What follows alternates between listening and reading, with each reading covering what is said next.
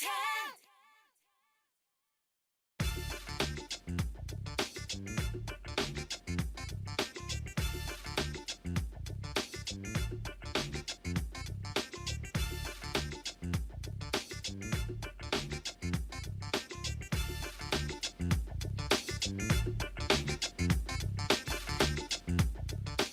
is Monday, October 5th, 2020. Coming up on Roland Martin Unfiltered, Donald Trump being released from the hospital in a few moments. He's still in danger to those around him. We'll talk to a microbiologist about that whole issue and how the White House has turned into a coronavirus hotspot. In North Carolina, more than 11% of mail ballots that have been returned have been rejected. We'll dig into the reasons they are really affecting African Americans. In South Carolina, the battle between Jamie Harrison and Lindsey Graham is tightening. They debated on Saturday. We'll show you some of that. And in Michigan, has your voter registration been purged? We'll talk with investigative journalist Greg Palast. Millions of people are at risk losing power and water as massive unpaid utility bills pile up. What's the government doing about it? We'll talk to an official in D.C. And Rochester, New York Mayor Lovely Warren has been indicted on campaign finance charges. And a Connecticut sports anchor was fired after calling South Carolina Senator Tim Scott and Uncle Tom on Twitter. Speaking of Twitter, they're making changes to its artificial intelligence system to find out why it sometimes cuts black people's faces out of photos. And Operation Hope founder John Hope Bryan is here with his new book of hope. Plus, Fit, Live, Win with fitness expert Jim Jones, why any movement is important to get fit. Folks, it's time to bring the funk on Roland Martin Unfiltered. Let's go. He's got it. Whatever the biz, he's on it. Whatever it is, he's got the scoop, the fact, the find. And when it breaks, he's right on time and it's rolling. Best believe he's knowing. Putting it down from sports to news to politics. With entertainment just for kicks, he's rolling. It's on go, roll, y'all. It's Roland Martin, yeah. Rolling with Roland now. He's funky, he's fresh, he's real, the best, you know he's Roland Martin now.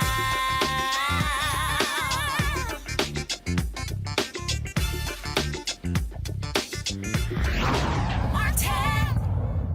Folks, Donald Trump is leaving the hospital today after being diagnosed with COVID-19 and spending just 3 days there, of course, interrupted by a spin around the block yesterday to greet his fans, which is pretty stupid. As of today, there are 7.45 million confirmed cases of coronavirus and 210,000 Americans have died. His treatment and quick release is raising lots of questions. Of course, he took to Twitter. You want to talk about just crazy, folks. Let me pull up this tweet to show you literally the level of ignorance of Donald Trump. He sent a tweet out today saying that he was going to be leaving the White House. But listen to literally what he said in this idiotic tweet, which looks, what, has he taken it down? Because I was going to pull it up here, where he actually announced before the doctors did that he was going to be leaving at 6:30 and talked about how, basically how he's beaten coronavirus and he hasn't felt this good in 20 years. Yo, I don't even understand the logic behind that. But some folks did have something to say about it, of course, when he went. The Rep Replies had this to say, and Alex, he was really on point. This message for the president. You finna quarantine? Quarantine? So you're trying to listen? Listen? You don't listen? No!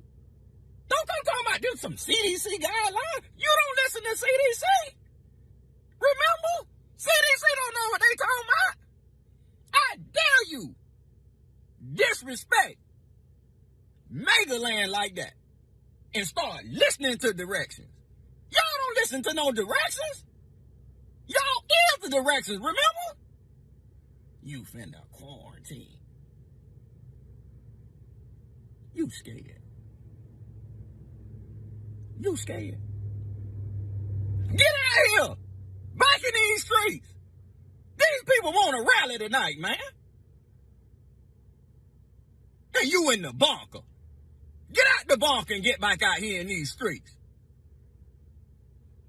There ain't no corona. You finna quarantine. We in this together. No, we ain't. Y'all in this. We ain't in nothing. Sleepy Joe. He's weak, Sleepy Joe. But now you want to quarantine.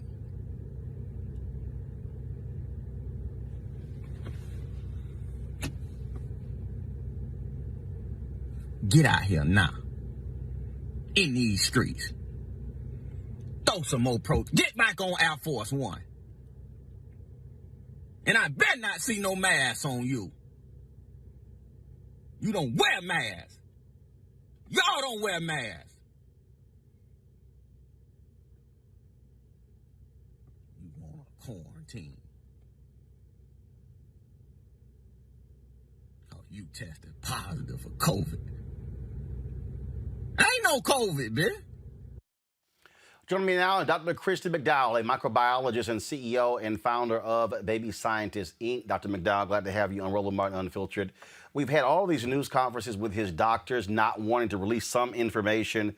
There's no way in the world this man gets coronavirus last week, all of a sudden taking these experimental drugs and should be leaving the hospital, potentially infecting others. We already know 19 people who have been at the White House have tested positive. Today, Kayleigh McEnany, the press secretary, who yesterday addressed reporters without a mask on, and she kept saying how she tested negative. Well, guess what? Today, she tested positive. This is an example of you can come into contact with somebody and test negative for 3 or 4 days and then test positive. That's exactly right, Marlon. Thanks for having me today. The president leaving the hospital is completely and totally reckless and is totally dangerous because he is still highly contagious. He has active virus in his body right now. And he also has a very high viral load, meaning he is very contagious. And so going to the White House, he can spread it so easily. And I saw in a van photo when he went to go greet his people outside of Walter Reed, he had on just a simple little face mask. He needed an N95 mask on, for someone who has active coronavirus in their body, who is totally infectious. And walking around the White House, the staffers, he's putting them at risk. And one thing that people forget is, yes, those staffers may be wearing masks, but another portal of entry is through the eyes.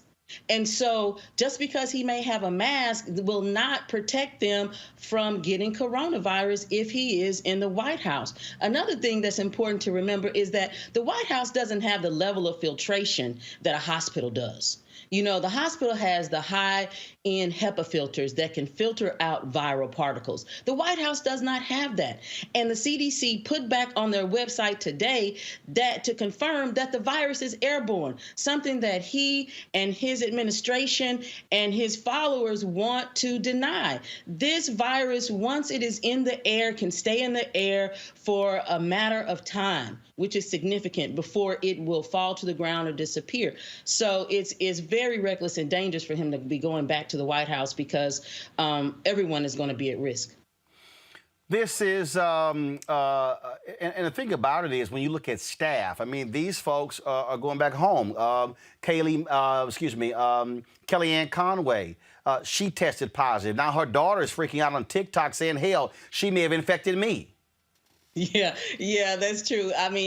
Before Kellyanne mentioned it, her daughter put on TikTok and was like, Mama's around here coughing her butt off, around the house, which was a major sign because, you saw at the Rose Garden conference when Kellyanne was talking to Barr up close. She's at home with her family. And that's what will happen with the other staffers in the White House who do not have the medical capabilities, access to the drugs, and access to the level of care that the president does. These people who have regular health care will not have that type of care if they get sick, and they won't have the ability to get steroids and, investigational drugs and antibodies to fight off the disease and feel like they're 20 years younger. So that's the danger in it all, is that these staffers could contract that virus and take it home to their children, families, and many people live with their elderly parents, and that will be dangerous as well. The thing that, again, this is still, all of a sudden he's trying to act like, hey, I beat this thing. You got Republicans running around saying, Trump, he beat back coronavirus. 210,000 people are dead. There are a number of people having the after effects. And also, let's be clear, 99.9999% of Americans don't have free health care, don't have access to the experimental drugs. The drugs that he's getting, only 300 people have been able to use these experimental drugs so far. That's right, Merlin, because the drug that he's being administered is remdesivir. It is an investigational drug that is still in clinical trials. It's still in the clinical trials. I believe it's in clinical phase 3. He also was able to get a antibody concoction, and antibodies are the proteins that our body makes. And these antibodies were isolated from people who previously had coronavirus, so they are able to attack the virus directly. And so these are drugs that no one in the world has access to right now but him. And so people who on regular health care, who have no health care at all, will not have access to these drugs. And that's what makes his transfer back to the White House so dangerous, because his staff, drivers, the butlers, the cooks, they don't have access to this type of health care that can provide those level of drugs that he is getting. And so for him to say, don't worry about coronavirus. Yes, people still need to worry about coronavirus. It's out here. It's alive. It's infectious. People need to wear their masks. They need to continue to wash their hands, and they can need to continue to social distance, because those are the things that will keep us safe, us regular people out here in these streets. One of the things that, again, jumps out when you talked about that N95 mask, first of all, which is very hard to actually get for those of the rest of us. Is it a cloth mask with a filter? So exactly what should the rest of us be wearing as well? So, yes, like you said, the N95 masks, they are the type of, they are medical grade masks. Those are masks that the hospital staff will wear, the doctors, the nurses. It's also masks that scientists will wear when we work with infectious diseases such as Ebola, coronavirus, SARS. Those masks have a filter that is small enough to filter out a particle that is small like a virus. A virus is so small that it's you cannot see it with the human eye, and you have to have a high-powered microscope in order to see it. And so that the filter in those N95s is very important. And so for him, that is something that he should have been wearing so that he could block the passage of that virus. Now, for everyday people, yes, a regular mask will do, because there has been many scientific studies out that shows that the regular cloth mask that everyday people wear is just fine. Right? It will block, at least 75–80% of your spit that comes out when you talk, when you cough, when you sneeze. So those masks are totally fine, and I encourage everyone to continue to wear them. Now, for someone who is highly contagious as the president and who has access to everything, he should have been wearing an N95 mask to protect the people around him, especially being in a closed vehicle with his Secret Service detail. All right, then. Doc, we certainly appreciate it. Thank you so very much. Thank you, Martin. I appreciate it. All right, folks. Our panel, Dr. Avis Jones-Dweaver, political analyst, Eugene Craig, CEO, Eugene Craig Organization, Teresa Lundy, principal founder, TML Communications. Folks, today on the campaign trail, this was Jill Biden being very cognizant of the need for social distancing. Joe Biden was standing way too close to reporters. She took it upon herself to move Biden back. Watch this.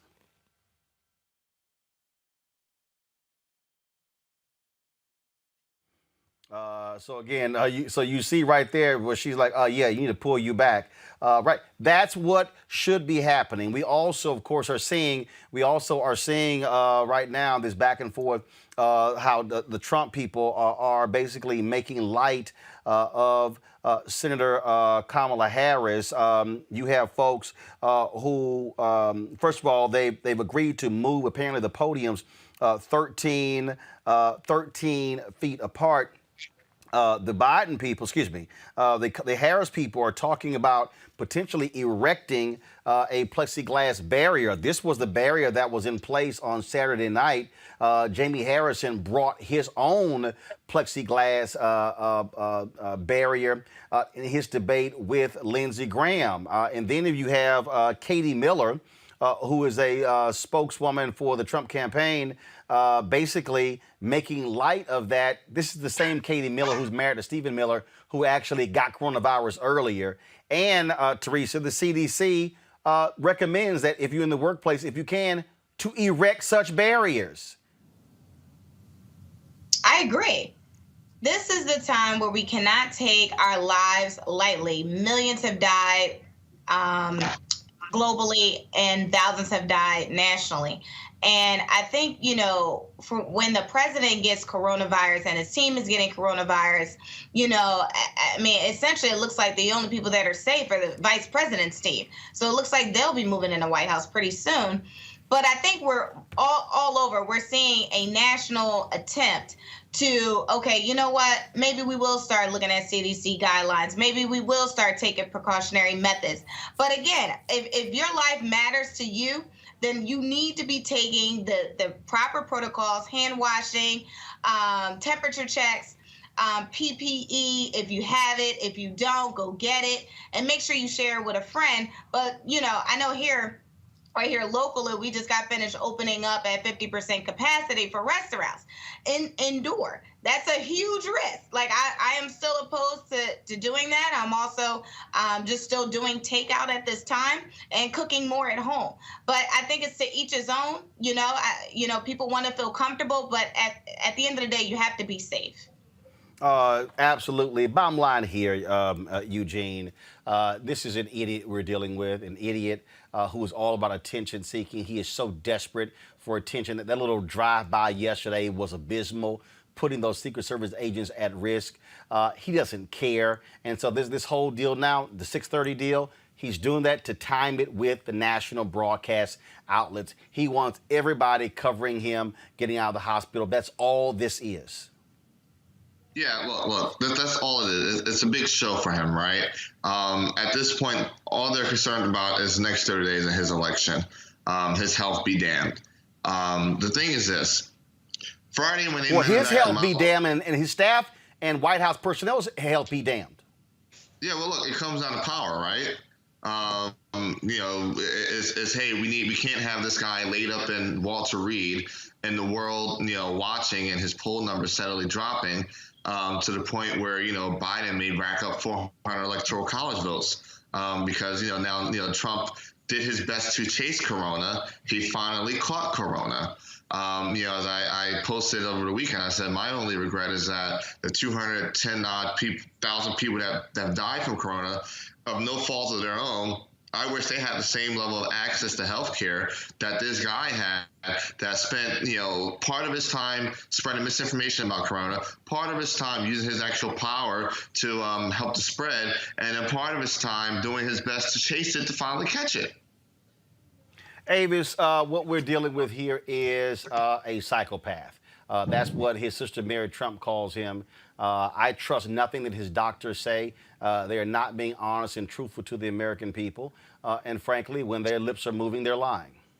Absolutely. And I completely agree. He is a psychopath because only a psychopath would have been as irresponsible as he was today with that particular tweet. But it's in line with how he acts anyway. I mean, just really think about this.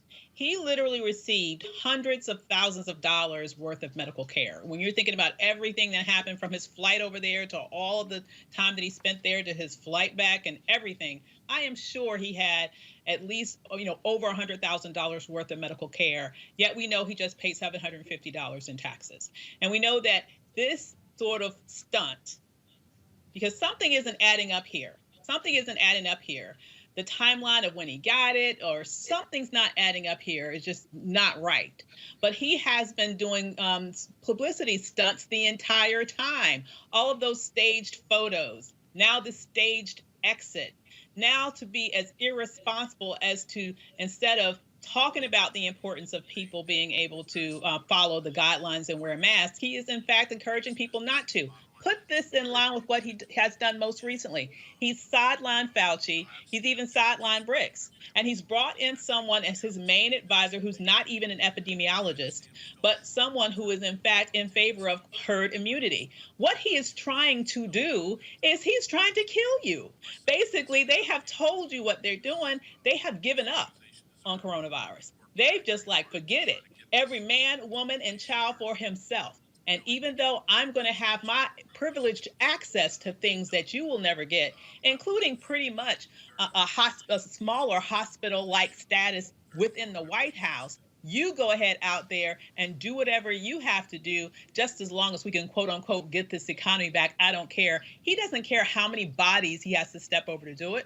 But I just hope that the American people can see through this so that they can make sure that he is the one that's going to be seeing the exit come November 3rd. Folks, we're seeing, of course, a lot of people out here who are voting as a result of the election.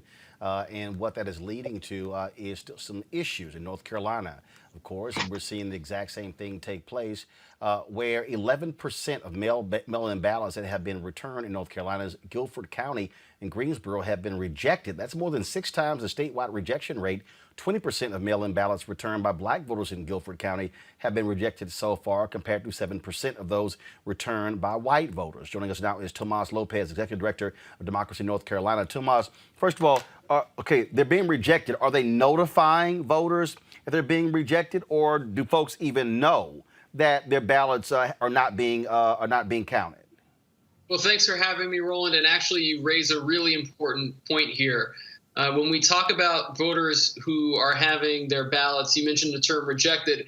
We're actually trying to say to people, look, your ballot in many cases has not actually been officially rejected, and that there is a process that right now is on hold, but that our organization has been working to put in place. We want a court ruling in August, and there's some more things to come in the coming days on that, to make sure that when voters have some kind of issues on their ballot, that before that ballot is actually formally rejected, that they actually get a chance to correct it. So there was a court ruling in August that said that the state has to be providing voters with that opportunity. We call it to cure their ballot. And there's been a lot of ambiguity around it in terms of the implementation over the last couple of weeks. And so we're back in court this week to hopefully get some clarity for those voters to make sure that actually those are not final rejections and that they can have their ballot actually counted by filling out some kind of form. The other thing I would add, too, is that thankfully it's early enough in the voting process that if for some reason those voters'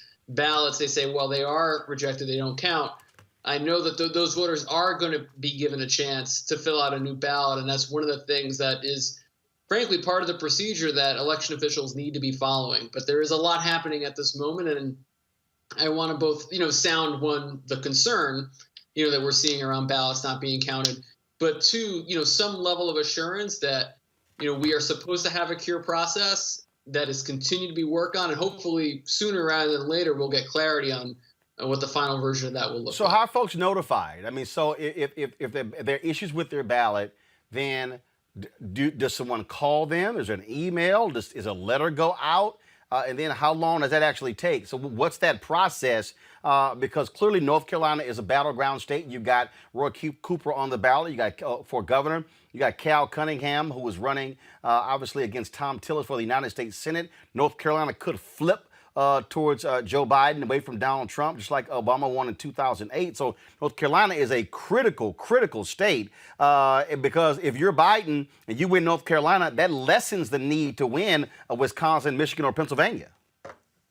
Well, one of the things that you mentioned, Roland, that's really important here is, that notification process is built into the clarity that we actually do need from our election officials and the courts. And to play out what's happened here is that we won a court ruling in August that said North Carolina, you need to have a cure process. Our state election officials created a cure process. And then what happened was, subsequent to another lawsuit, they revised that process in late September. A few days after they revised that process, new litigation was filed by the Republican National Committee and the Donald Trump campaign challenging that process.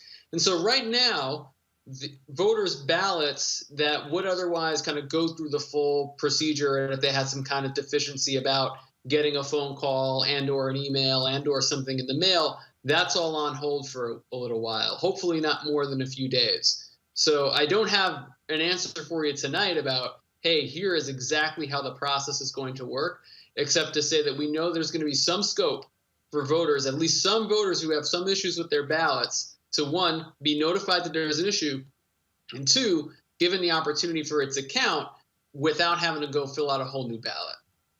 All right, then. Tomas Lopez with Democracy North Carolina. We certainly appreciate it. Thank you so very much.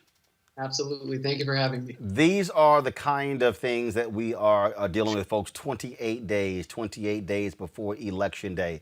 That is where we stand right now. We have been saying to you for the longest on this particular show, we have been saying, I need you to check your ballot. I need you to go to iwillvote.com. That's why we keep that graphic right there on our lower third, iwillvote.com, and also vote.org, so you can check your registration to see if you have been purged. We're going to be talking with Greg Pallas. Let me know when he's on about that issue, the purging that has been taking place and how a lot of them have been erroneous. If you go to vote.org, go back. Here's the deal, folks. Click check your registration. That's where you can check to see if you have been purged. I have had half a dozen people who watch this show every single day hit me up to tell me that they have been impacted by the vote purging. And so we want you to please double check your status to see if you actually have been purged. You can also register to vote. Now let's pull the graphic up. There are deadlines today all across the country to register, okay? If you're in Arizona, Arkansas, Florida, Georgia, Hawaii, Indiana, Kentucky, Louisiana, Mississippi, Ohio, South Carolina, Tennessee, Texas, today is your deadline. Tomorrow, the deadline is Illinois, Nevada, and New Mexico. Wednesday, Missouri, that is your deadline to register to vote. Even though voting is taking place in North Carolina, you have until Thursday to register for this election. Idaho, New York, North Carolina, and Oklahoma as well. Delaware is Friday. All of that is important because, folks, at the end of the day, it's real simple. If you're not registered, you can't vote as well. And so those things are critically important. And so we've got to make sure. I keep asking all of you, just simply reach out to 10 friends of yours and simply say, hey, are you registered? If you're not, tell them exactly where they can go. iwillvote.com, go to vote.org as well for them to be able to vote. And so that's important for us to do that, okay? That's important for us to do that. Today also, this is the early voting in South Carolina. This is what Jamie Harrison put out today. Absentee voting in South Carolina begins today. South Carolina does not have early voting, but it's only absentee voting, and so that begins today. Speaking of Jamie Harrison, there was a debate that took place on Saturday between him and Lindsey Graham. Lindsey Graham is real concerned about this particular race and how it will actually impact the voters there. He complained often in that particular debate. And then about Jamie Harrison, all his money he is being raised. One of the issues that came up dealt with that of the Supreme Court. And remember, Lindsey Graham said, use my own words against me. Even in Trump's final year, if a Supreme Court vacancy comes up, we're not going to fill it. Jamie Harrison reminded him of that at the debate on Saturday. Son, you change the rules. He changes the rules every time he gets. You know, Senator, you said, use my words against me. And you said it after the Kavanaugh meetings, not before the Kavanaugh hearings, after the Kavanaugh hearings. And your words, your promise was that no judicial nominee should be considered or approved or what have you in the last year of an election. And you even named President Trump when you said it. And so this is my thing. You know, my grandfather always taught me, he said, Jamie, a man is only as good as his word. Well, Senator, how good is your word when you made a promise to the American people? And even more, you made a promise to the folks in South Carolina that you wouldn't be doing what you're doing right now. It reminds me of playing Monopoly with my son. You changed the... I showed you earlier that plexiglass that was actually set up between the two of them, and the issue, of course, the pandemic also came up in this debate. This is what Harrison had to say about that. This has impacted me personally, Judy. My grandaunt Gladys passed away this July in a nursing home by herself. That is the story that so many Americans are experiencing right now. And part of why we're experiencing, no, we're not going to blame the president. We shouldn't blame the president. We shouldn't blame anybody for the inception of this disease. But where blame should come is how we handle this disease, whether or not we take it seriously.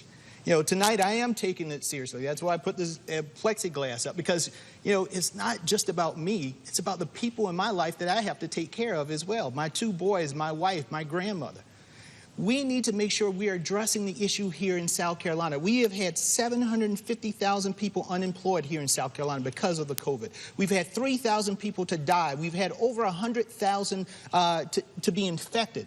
Let's take this issue seriously and do all that we can to not only take care of ourselves, but each other. Joining us right now is Meg Kennard. She is the Associated Press correspondent there in South Carolina. She, of course, has been covering this race, was at the debate. She's national politics reporter for Associated Press. All right, Meg, give us a sense. That plexiglass was pretty interesting. Was anyone aware that Harrison was going to bring that with him? Certainly none of us there in the audience. And hello, Roland. It's good to be back with you as always. You know, when I walked into the debate hall that night, a couple hours before game time, and saw that partition, I was kind of wondering, okay, which candidate's side is that? Because they weren't labeled. And through talking to some folks there, realized that that was what Jamie Harrison had requested. His campaign told me that they wanted that set up pretty much because Lindsey Graham, through his roles in the Senate and heading up the Judiciary Committee and his relationship with President Trump, he's been around a lot of people who've recently released the results of positive COVID tests and come down with COVID. And so the Harrison campaign said that per CDC guidelines and recommendations, that anybody who has contact with someone who turns up to be positive, that they should quarantine. And now, you know, both men said that they tested negative the day before the debate, but Harrison's campaign said they weren't taking any chances for those reasons that Jamie noted during the debate, but also perhaps to make a point that was very visible. What has been the reaction in the state to this particular debate? There were a lot of very pointed questions. These moderators should have been there for the first Trump-Biden debate. They definitely kept people on point and on task. But it seemed as if Graham was real nervous. He was rocking constantly the whole time. He knows that he could very well lose this race. He has not faced any type of opposition like this since he has run since he's been a United States Senator. This is definitely the closest general election that Senator Graham has had in South Carolina. I'm not sure if it's something we talked about last time, but 6 years ago when he ran, the fundraising in that race didn't even get up to $8 million, and now we're talking about more than $60 million. So this is definitely a different kind of campaign. But folks who watched that debate, I don't really think it changed a whole lot of minds. I think that both candidates got a lot of their points out there and spoke to constituencies that are likely watching them very closely, but already probably supporting them. And so for that sliver of voters in the middle who've yet to make up their minds, who aren't sure which candidate's going to get their support, they probably still have a little bit more thinking to do, since there was a lot of very partisan talk. There was a lot of painting this race in kind of national strokes in terms of, tying each candidate to a more national ideology and not just representing the issues of South Carolina. We all know that the balance of the Senate is at stake, and so there's a lot going on there. But all in all, in these closing weeks, these candidates are really going to have to continue to get their message out, because as we've seen, from all appearances, this race has tightened up a whole lot in the last couple of months. Where is it going to be decided? And again, why all of a sudden is it tightened? Is it because there are a number of people who are simply dissatisfied with Donald Trump's job? I mean, look, this is considered a deep red state, and Republicans look at this as a guaranteed victory. Donald Trump is up, in a significant way over Joe Biden in South Carolina. But why is this race tight? Yeah, this is still South Carolina, where Republicans are in every statewide elected office, control both chambers of the legislature, and most of our congressional delegation. So, a South Carolinian, a Democrat, hasn't been sent to Washington from South Carolina statewide in quite some time. And so really, when you look at the voters in this state who do vote straight party, a lot of them vote Republican straight party. And if those voters are going and supporting Donald Trump, then in order to not also be supporting Lindsey Graham, they wouldn't be able to do that and would have to kind of parse out those Republican offices. Jamie Harrison knows that he needs to be able to cleave away some of that support and continues to make that argument. But one of the reasons why this race has gotten so much attention is because from its very inception, Jamie got a lot of national attention, got national fundraising dollars. That's why you've seen the fundraising on this side of the race totally balloon compared to cycles past. Democrats in South Carolina generally don't raise this kind of money, and a lot of his money has come from elsewhere. Those people can't vote here, but they certainly have been able to get Jamie the money that he's needed to stay on the airwaves, to do the kind of advertising that a lot of Democrats in this region generally don't have the opportunity to do, particularly with Senator Graham's position as chairman of the Senate Judiciary Committee. There are a lot of eyes on him in that role as well. So given the Supreme Court nominating process that's going on, that just adds another layer of interest to this contest. But also, I just saw that outside PAC's about to drop $10 million to help Lindsey Graham, so he's certainly not complaining about their outside money. Yeah, the Senate Leadership Fund has recently announced that they're going to be spending $10 million in the closing weeks of this race to support Senator Graham. So certainly there's been a lot of PAC activity going on both sides, but that is certainly a last-minute kind of sign of strength in terms of helping keep his message out there. Senator Graham's fundraising has not been shabby. He and Jamie Harrison have been just about matched in terms of the amount of money that they themselves through their campaigns have been bringing in. So everyone here, as well as on national cable as well, but there have been a whole lot of ads being run. You can barely turn on the TV without seeing one from one side or the other, or a political action committee or another third-party group. So, yes, it's going to get even more intense in the last couple of weeks. Last question for you. Jamie Harrison desperately needs massive black turnout. Coronavirus has obviously impacted all of that in terms of being able to directly engage with voters. Are we seeing significant amounts of energy among African Americans in South Carolina getting behind his candidacy? You're right. He certainly needs that. And a lot of the voters that I've talked to throughout the campaign, particularly black voters, since they do make up most of the Democratic voters here, are very excited about Jamie. Obviously, South Carolina already has a black senator in Tim Scott, who happens to be a Republican. But in terms of Jamie's candidacy, yes, it does seem like there's a lot of interest, particularly among black voters. I was out at the Richland County voting office today because in-person absentee voting started here in South Carolina. And I talked to many voters, some of them African American, who are very excited about this race. And they're out there on the very first day that they could actually vote in person to go ahead and cast their ballots. So among all voters in South Carolina, I think that there is, we went through that whole presidential primary process. There's been a whole lot of attention on this state for a very long time. And that was massive turnout in that primary. That was a lot of turnout. You're right. Record-setting turnout in the Democratic primary, which was open to voters in both parties. You didn't just have to be a Democrat, but that does certainly portend that we'll be looking at significant numbers of voters in the general election, too. All right, then. Meg Kennard, Associated Press. We surely appreciate it. Thanks a lot. Always good to see you. All right. Thanks a lot. Folks, I told you about the, of course, disenfranchisement we are seeing with the the purging taking place all across the country. Save My Vote 2020, a project of the Palace Investigative Fund and media partner Tom Hartman. Their mission is to provide information to educate voters and conduct complex and deep investigative reporting. The most recent project is a way for Michigan voters to find out if their voter registrations have been purged and sign up online. This is something, Avis, that they have been doing, looking at Georgia. We know we've seen voter purging take place in Ohio and so many other states. And so what we have to contend with are the actions of the state officials when it comes to this very thing, when it comes to problems with these purge lists, because people simply don't even know that they're sitting here with a voter registration card and they've been removed from the rolls. Yeah, this is one of the most insidious methodologies that the Republicans use in order to rob you of your voting rights. This is something that is very intentional. Unfortunately, it's something that we see every single election. How many Republicans have we heard quoted specifically saying that if everybody votes, we lose? So they know that their whole strategy for eking out a victory is to disenfranchise as many people as possible, and especially disenfranchising the Black community.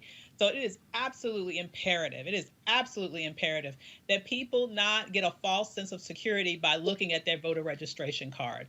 They have got to go and double check their registration status to make sure that they have not been purged, because there are people out there every day getting paid millions of dollars in order to steal your vote. Greg Powell, he joins us right now. Greg, this investigation of in Michigan, what is it revealing? We know, of course, in Georgia, where y'all showed that 300,000 ballots, 198,000 were in error. What's happening in Michigan? Well, yeah, we had literally just short of 200,000 people in Georgia removed from the voter rolls by Brian Kemp's successor. In my report for the ACLU issued just a couple weeks ago, 198,000 of those voters were removed for having moved. Hey, if you left Atlanta, you shouldn't be voting in Atlanta. If you left Georgia, you can't vote there, except we found out this. Those 198,000 people didn't move. We know that because we hired the post office through its number one contractor, which, by the way, Georgia didn't do, and they're required to do by law. You can't say take away someone's registration if they've moved unless you check that with the post office. They didn't. We did. Then we also checked with the top experts in address verification, which we hired the guys who check for Amazon and eBay and Google. We hired them, and they said, yep, these 198,000 people, they may not have moved, but they have something in common. They're guilty of voting while Black and voting while young.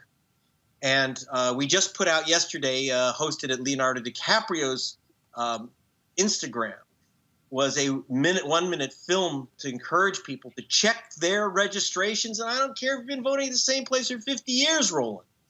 You have to check. And that 50-year item is not random.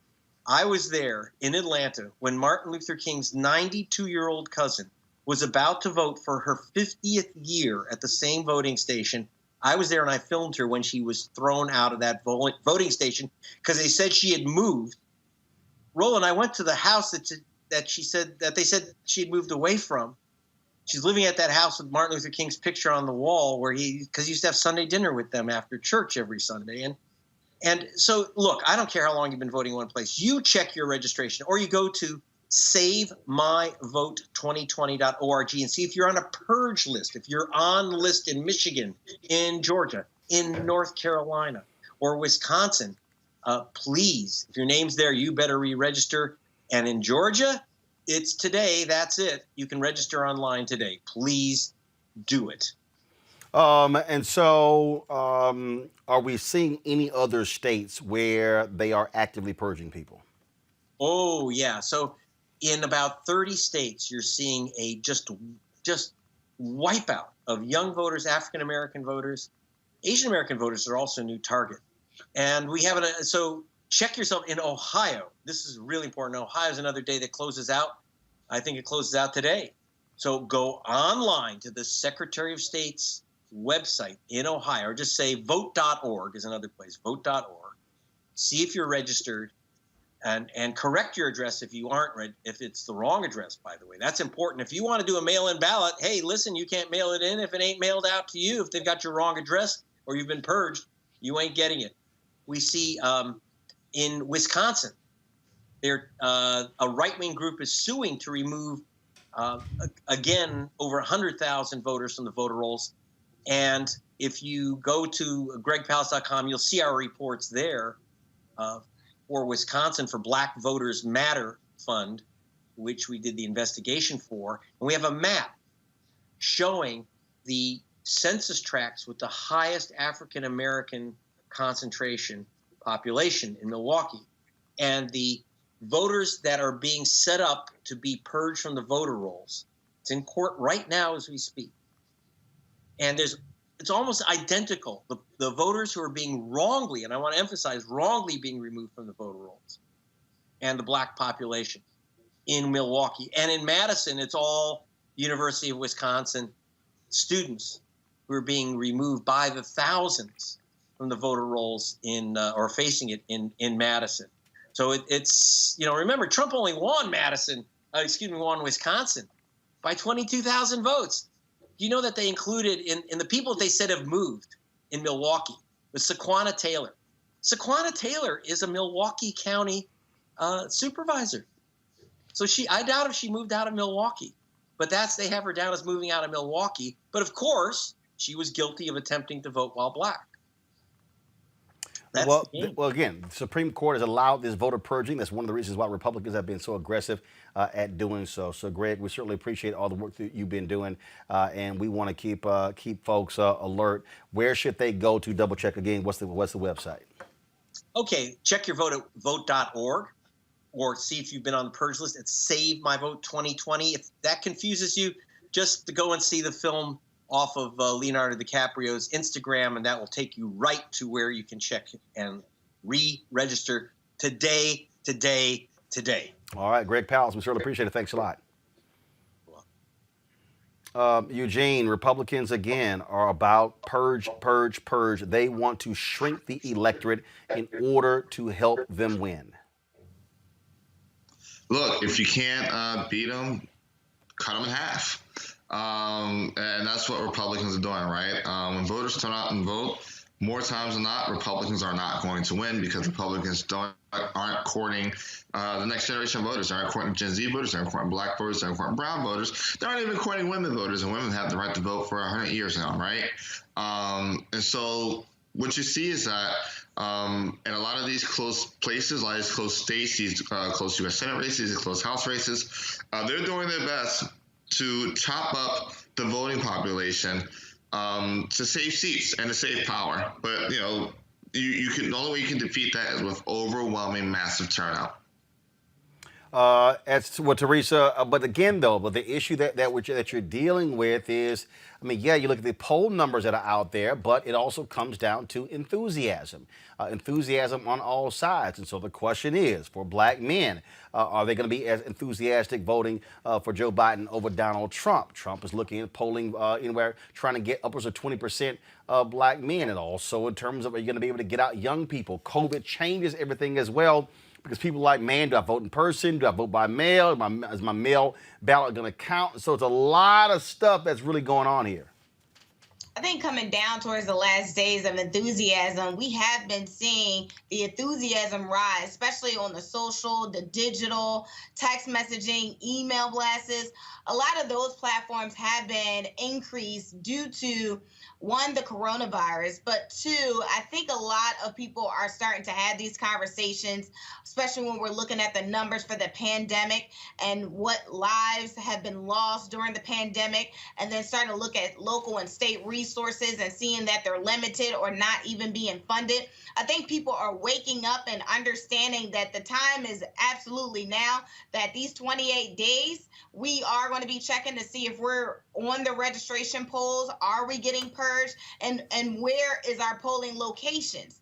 So I think enthusiasm is high. I think the Biden-Harris campaign has been doing very well, especially here. I always love plugging in Philadelphia.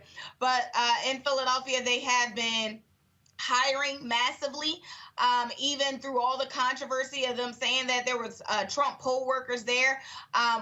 Of course, this isn't the season right now where poll workers are actually supposed to be there, but people who needed satellite services are able to be there, right? So if you're not there for a service, then you got to go. But I think people, again, are starting to wake up and they're going to vote. And I think since, PA is one of those states where early voting is happening, the tabulations are coming in. And I think we'll see a very, very different number than we did in the primary election.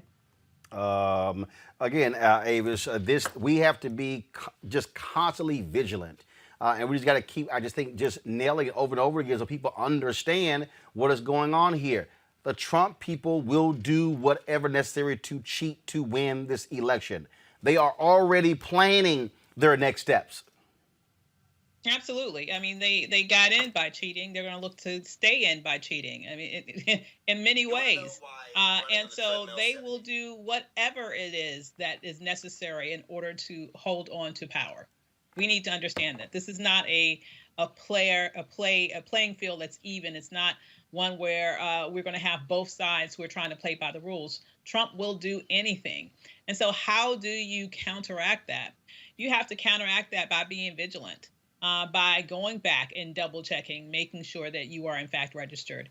And you have to then go ahead, and I'm hoping that people will vote early whenever possible, vote early and in person, so that if we don't have to necessarily rely on everything that has been sabotaged in terms of the Postal Service. If that is your only and best route in regards to being safe, please, please, please follow all of those instructions to a T and vote early.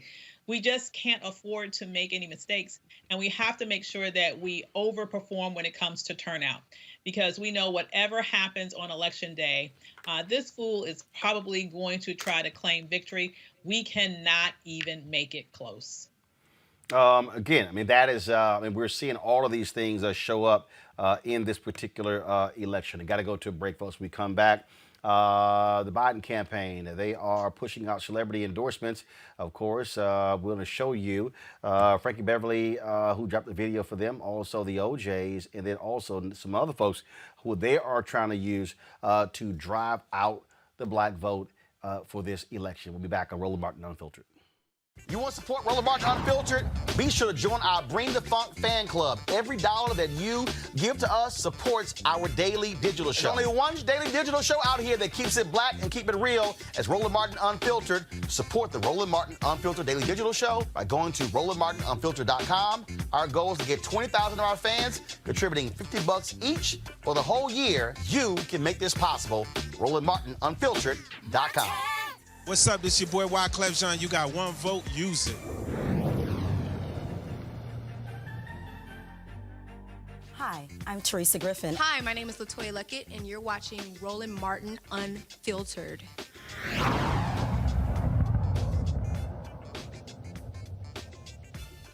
All right, folks. Frankie Beverly, of course, Frankie Beverly Mays, dropped this endorsement of the Biden campaign. Frankie B. of Mays. We must make a change, y'all.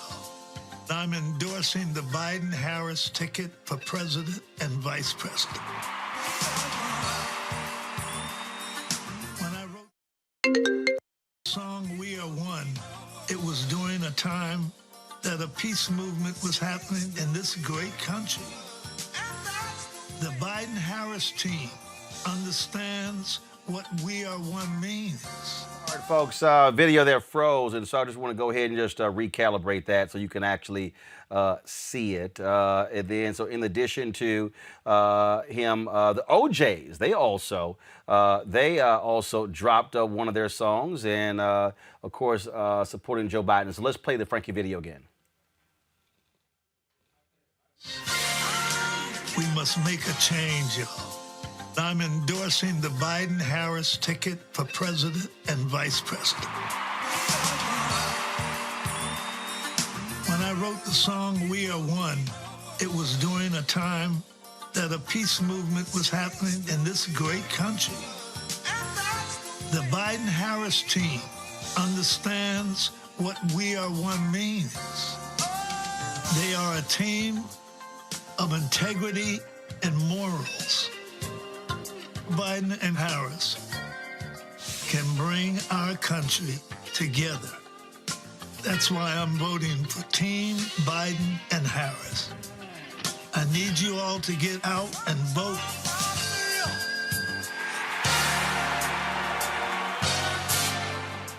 All right, Coach. So that's Frankie Beverly. Now, also, the OJs put out their own particular ad. Let me see if I can pull this up right here, folks. Their endorsement.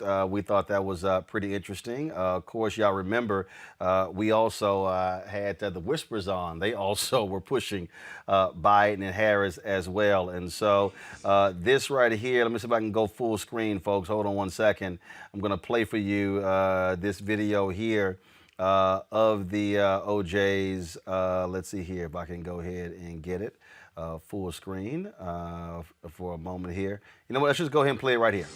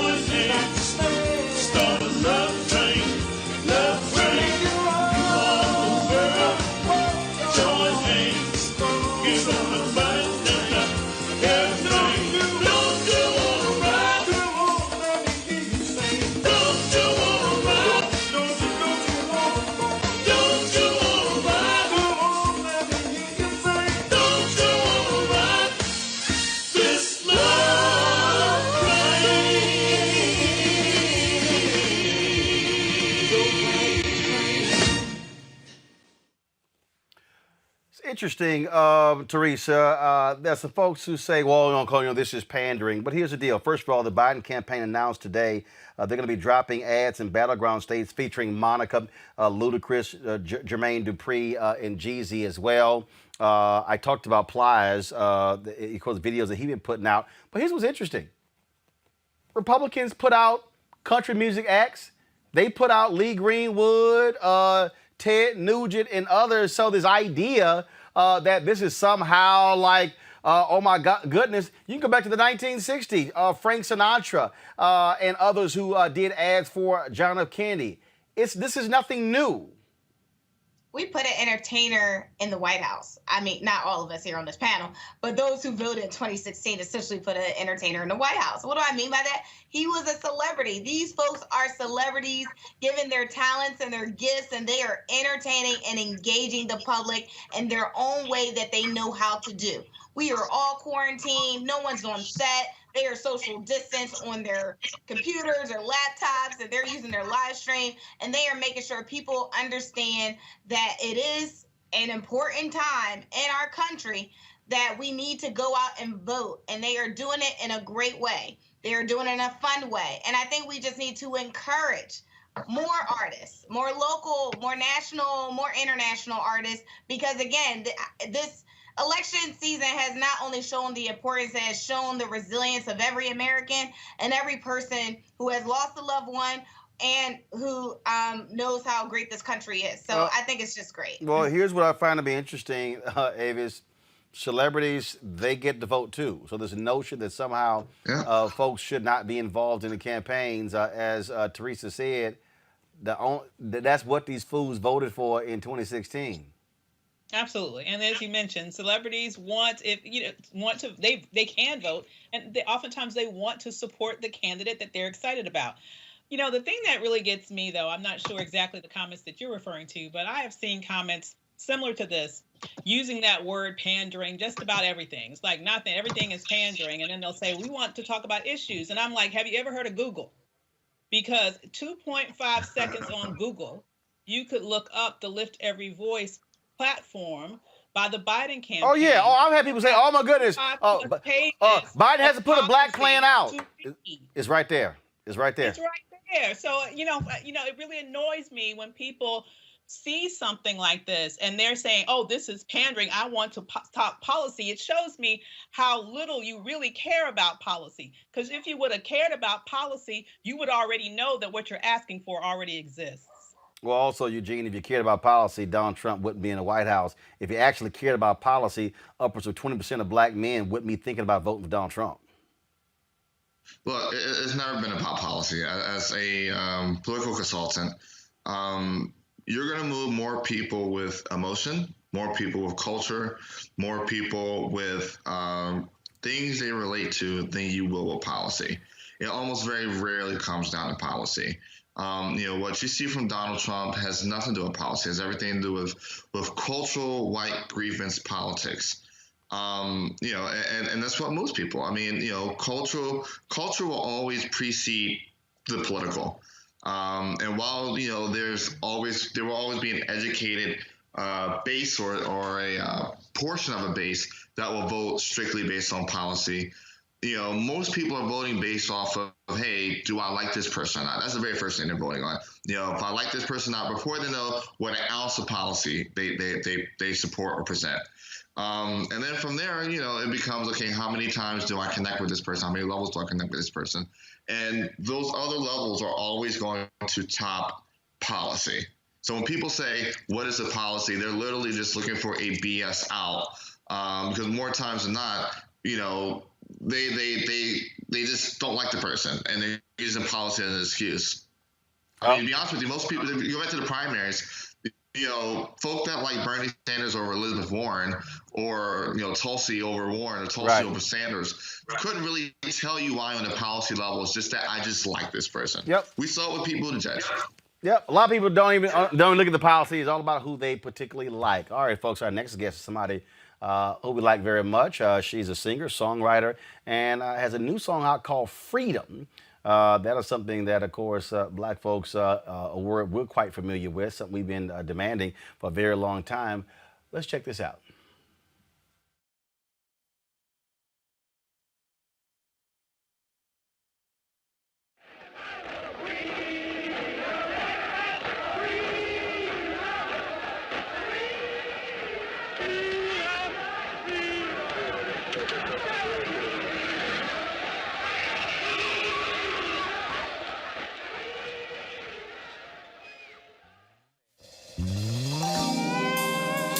You can't buy it But oh, you can waste it. By not remembering who you are, you can waste your most precious gift, freedom.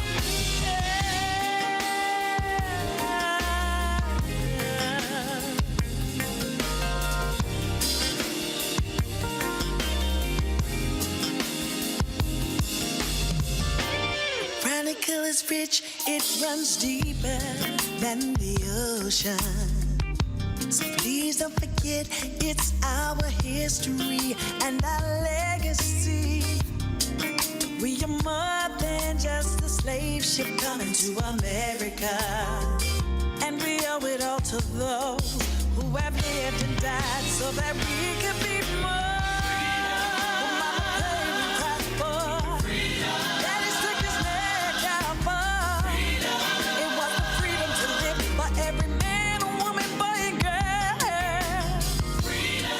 Joining us right now is Regina Bell. Regina, how you doing? Can't hear you, Regina. Say it again. I said I'm good. There How we are go. you? Doing great. Look, I mean, this is certainly timely as we are in the midst of an election. I think about the song "Glory" that when Common said one of the lines, "Freedom is like a religion to us." Yes. It is a part of something that we've been crying about ever since we got here. And apparently it's fallen on deaf ears. And I'm really honored that I have an opportunity to just play a small role in being able to use my voice in this song to be able to get that message back out. What inspired this? Why do you want to do this now? I actually wrote the song 10 years ago, Ro. It was something that I had written for an entirely different purpose. And I released it last year after I started seeing all of the Trayvon Martin situations.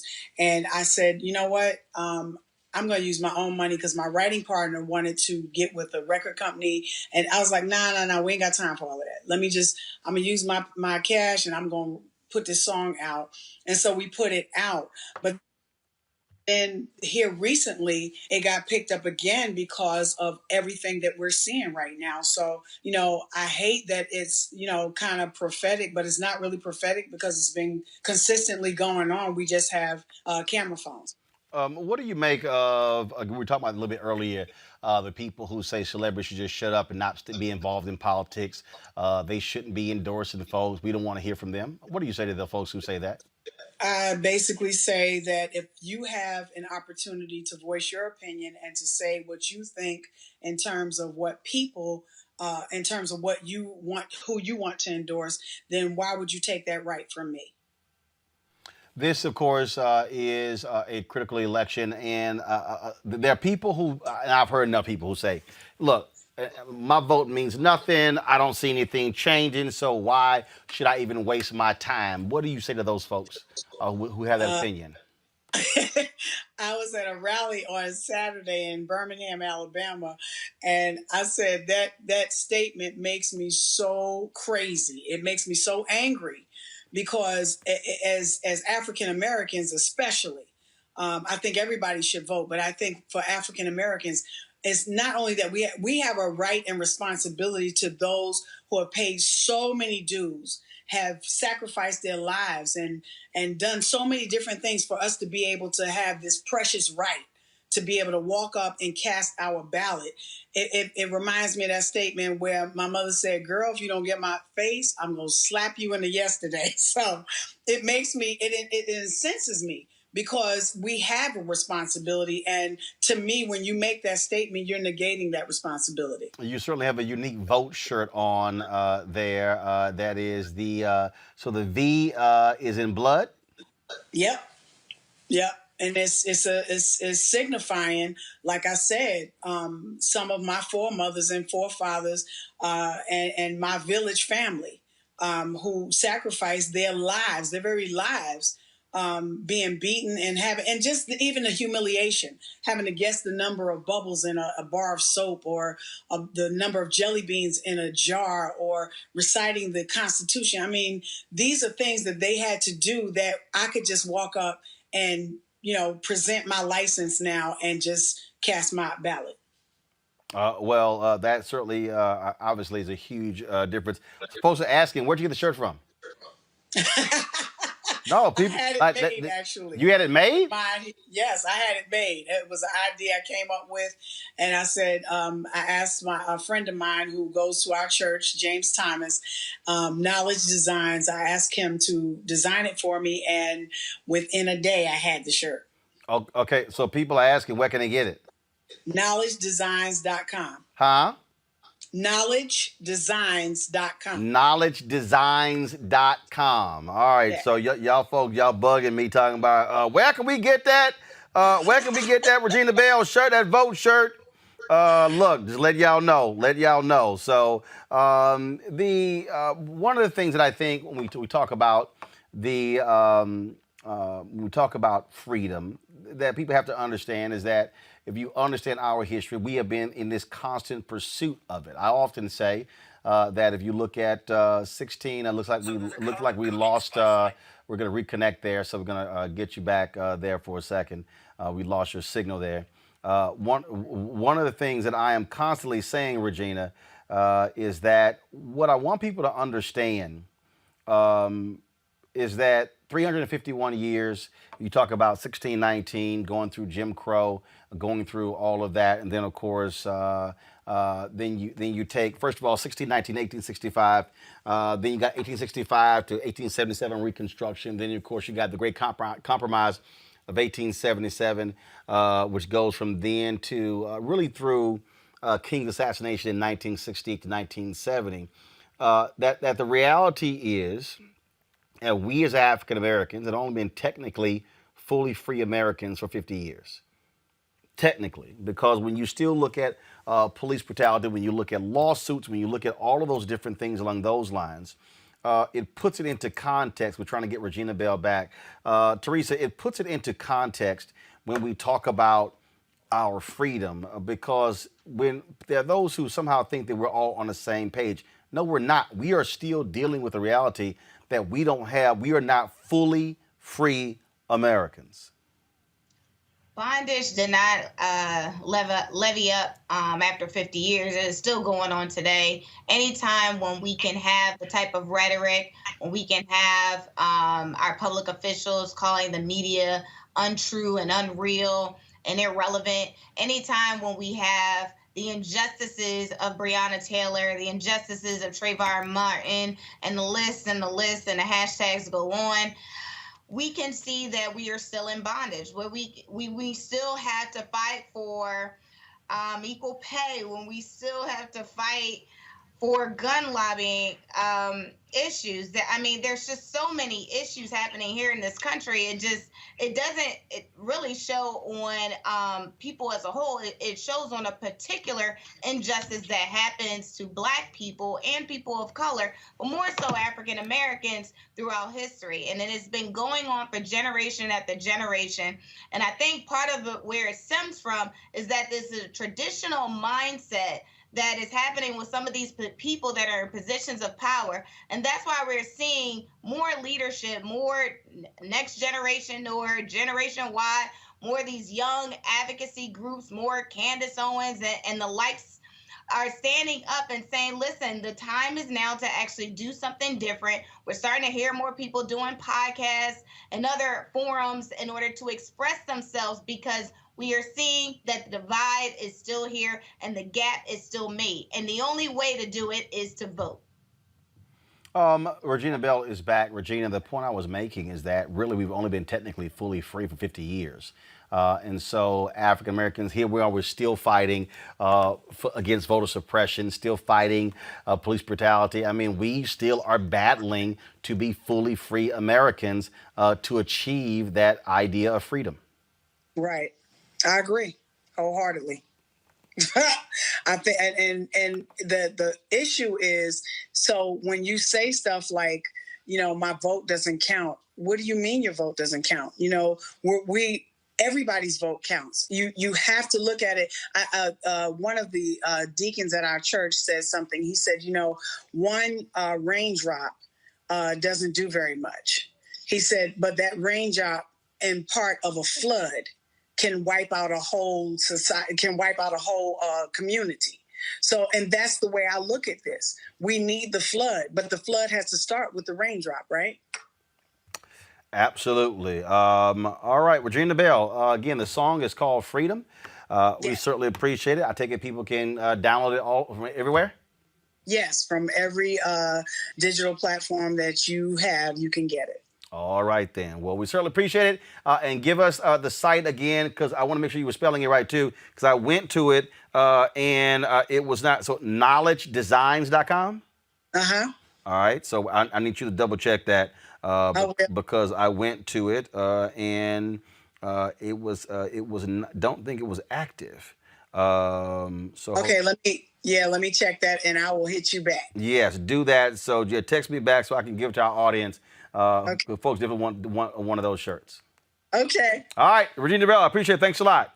Thank you so much, Ro. All right, folks, I didn't waste my time showing y'all the video of Trump getting out of the hospital because it was nothing but propaganda. But if y'all want to see stupidity, I mean, when I'm talking about stupidity, absolute, unbelievable, undeniable stupidity, look at this ass. Y'all, this is a man infected with coronavirus. He goes to film to do a photo op and he takes his mask off. This is a plumb idiot. Idiot, Eugene. Idiot. Look, 28 days, folks. 28 days and we can rid ourselves of this thing. I can't believe he actually took his mask off. Same way that I can't believe that he had the photo op staged at 6:30 in the afternoon to coincide with the evening newscasts. But I mean, complete idiot. I mean, he's currently active COVID positive. I mean, literally right below him, that shot that you're showing is not necessarily a wide shot. It's a shot from right below him where the photographer is leaning up, taking a shot. And he's spreading droplets actively to those photographers. This is how stupid it is. I'm gonna pull up in a second what the New York Times just posted. Maggie Haberman just put this tweet up. Avis, the president's advisors hope to show that he's beaten the virus and also that he understands it better than he did. First thing he did when he got to the White House was take his mask off. This is an absolute idiot. He is an idiot, but as we described previously, he's a psychopath. He has no ability to feel empathy. He literally does not give a damn about anybody's life. That is crystal clear. Now, I do have one message for the Biden-Harris campaign. Turn your negative ads back on. Right. Turn your negative ads back on. Go full out against this fool, okay? He is literally killing Americans. Do not hold back one iota. Take everything that you have and put it against him right now. Oh, I agree, Teresa. They should be going full tilt. I'm telling you right now, Kamala Harris should not have even gone to Utah. She should have told the debate commission, hell no, I'm not going to travel, potentially infect other people. I'm in D.C. Mike Pence is in D.C. Have that damn debate in D.C. in a TV studio with no audience. They should be far more aggressive. This fool is going to pimp this for all it's worth. Stop playing nice. I agree. Both of those items should happen. And honestly, the ball is in the campaign's court. So, I mean, they can't have a debate if one doesn't show up. Outside of the 48-hour press coverage that'll happen, you can't have a debate unless the other person shows, period. So I think they should have made that very clear on the aggressive sense. But also, as it relates to the advertisements, absolutely, they should have kept the negative advertisements going. But part of it is it's facts. Part of the advertisements that the Biden-Harris has been putting out has been facts since day one. And I think by them taking a step back and giving the American people this is what we're going to do and here's the plan, I think it goes back into the narrative of what Trump was doing early on, is saying, listen, we did do exactly what the Democrats are saying that we didn't do. We did rebuild the economy. So they are still throwing out those talking points. And then by us taking a step back, I think it also puts them in a position where they have to do more on the ground and engagement and more conference calls and stuff like that. Where I think if we'd have kept the facts up, early on and continuously with the TV heads, I don't just think right now is the time to shift any type of dialogue. No, absolutely, folks. So many being impacted by coronavirus. Millions of Americans risk losing power and water as a result of massive unpaid bills. As a result, electric and gas debts are threatening to reach or exceed $24.3 billion by the end of the year. At the start of the coronavirus pandemic, many states acted quickly to ensure the residents would not lose their power or other utilities if their jobs or wages were slashed. Now, only 21 states in the District of Columbia still have such disconnection bans in place. That leaves just about 180 million Americans at risk of losing service. Joining me now is Sandra Matavufrai. She is a director of the D.C. office of the People's Council. This is obviously a huge issue, Sandra. Look, the Congress has not acted. They've not restored the $1,200. They haven't moved at all. And here we're moving into from fall to winter. People are definitely going to be feeling the effects of this if there isn't some type of action in D.C. Well, you're absolutely. Hello, Roland. How are you? Great. Thank you for having me. Yeah, you are absolutely right. We are reaching a critical mass with respect to the provision of essential services such as utility services, your gas, electric, water, and telephone service. You're right that we have been living in somewhat of a safety net, a moratorium that was the result of agencies, offices like mine, who really advocated at the very beginning to ensure that those services were not disconnected. The problem was, or is, that not all of the states instituted them. Only approximately half, a little more than half. But alarmingly, many of those are now expiring. So those moratoriums are being lifted. As you mentioned, there are only 20 states that currently have moratoriums, and some of those are set to expire within the next few days. I spoke with a reporter recently, and he said, well, are we at the cliff? We are really at the cliff and about to jump off. We don't know what's going to be done. Congress has not acted. What's necessary is a universal approach, something that would maintain those moratoriums and ensure that utility consumers, that their services are provided. Just to step back a little, this is not new. And it's important for your listeners and viewers to realize that the economic burden of energy, the energy burden on African Americans and low-income consumers has been reaching a critical mass for some time now. This is not new. It has only been exacerbated by the COVID-19 pandemic, where now you have, in addition to the inequities of energy consumption and paying energy bills on the African American and low-income consumers, you now have that same body of consumers being impacted by COVID. There's a greater loss of jobs. There is more unemployment. There are health issues. Even people have lost their family members. So all of that combined makes it even more difficult for those consumers to pay their bills. I mean, the numbers are staggering. Black households spend more than 43% of their income on utility bills than white households. Low-income households spend 3 times more on energy costs compared to non-low-income households. And 67% of low-income households face a high energy burden, and 60% of low-income households face a severe energy burden.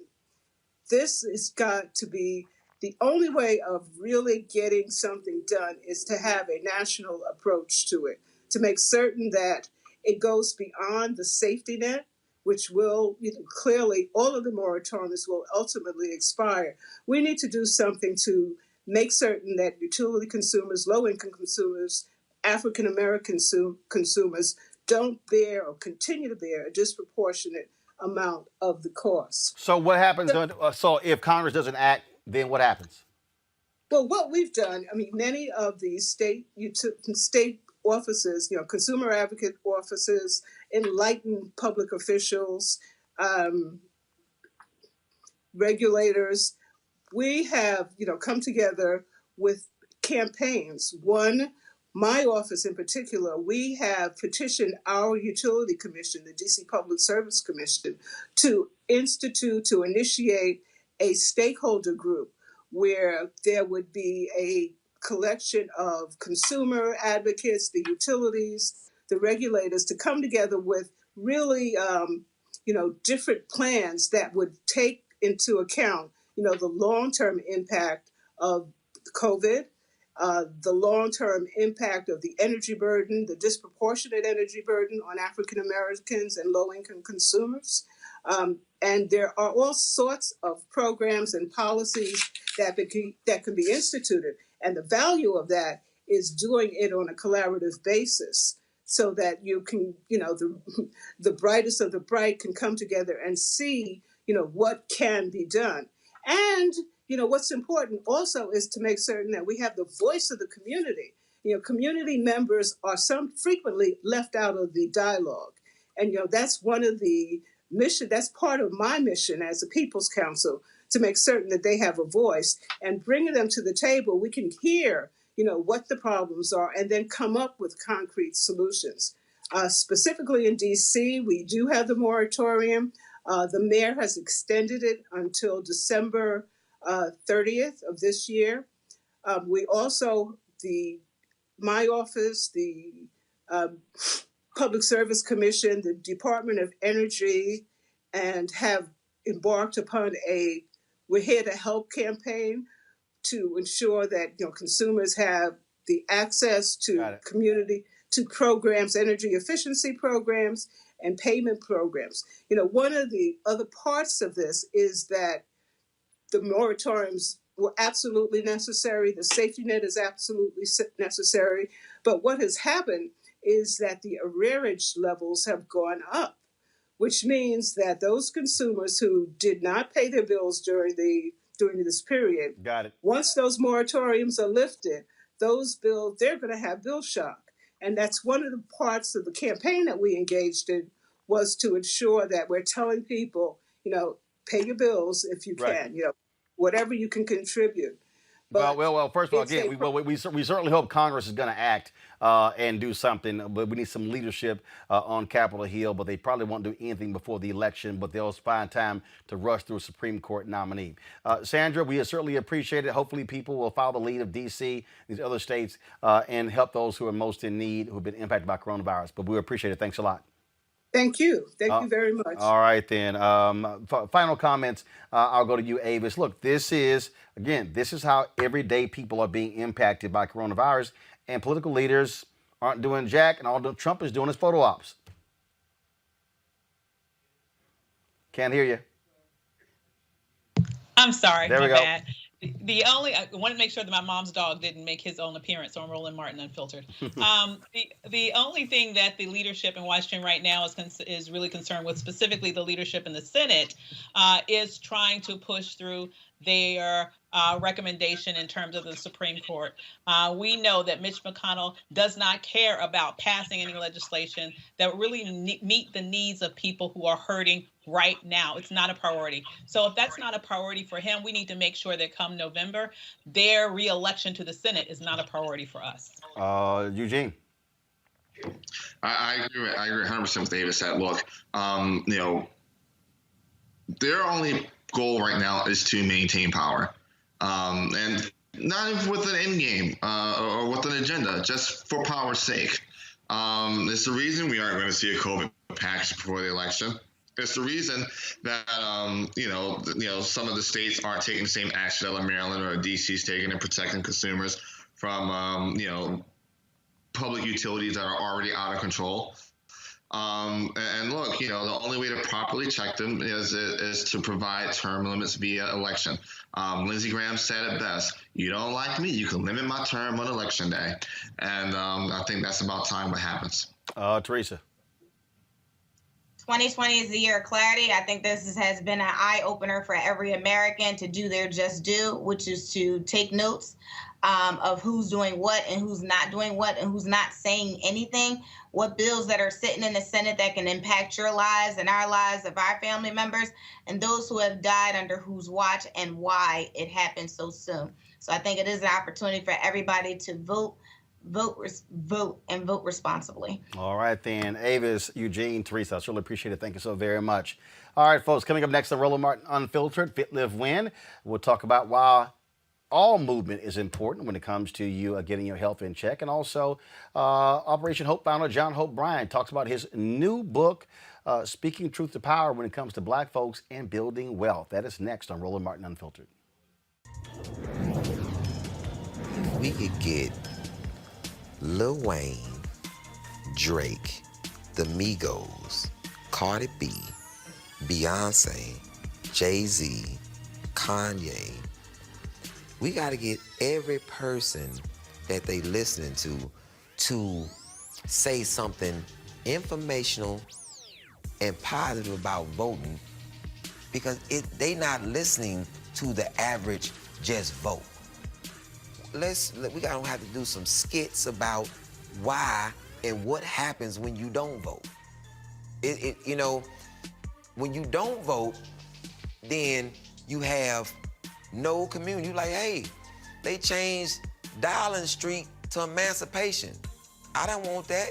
Did you vote? Did you? Because they asked. You gotta hit people where they stand at. Like, understand what you're not getting by not voting. Let me give you a concept of, hey, you could have this, and this school could be better. It could have this in this school, but you know how you get that? By voting. But you don't want to vote. What you need me to do? You want me to put a food truck in front of every voting stand? I'm handing out, as you vote, get you a hot plate as you walk off. What do I need to do to get you to understand that this is, do I need to get a bus and drive around and go to every elderly home and pick them up? Tell them we doing, it's bingo. You know what I'm saying? Pick them up. Because they gonna get on that bus. They going to bingo, and we got free divers too.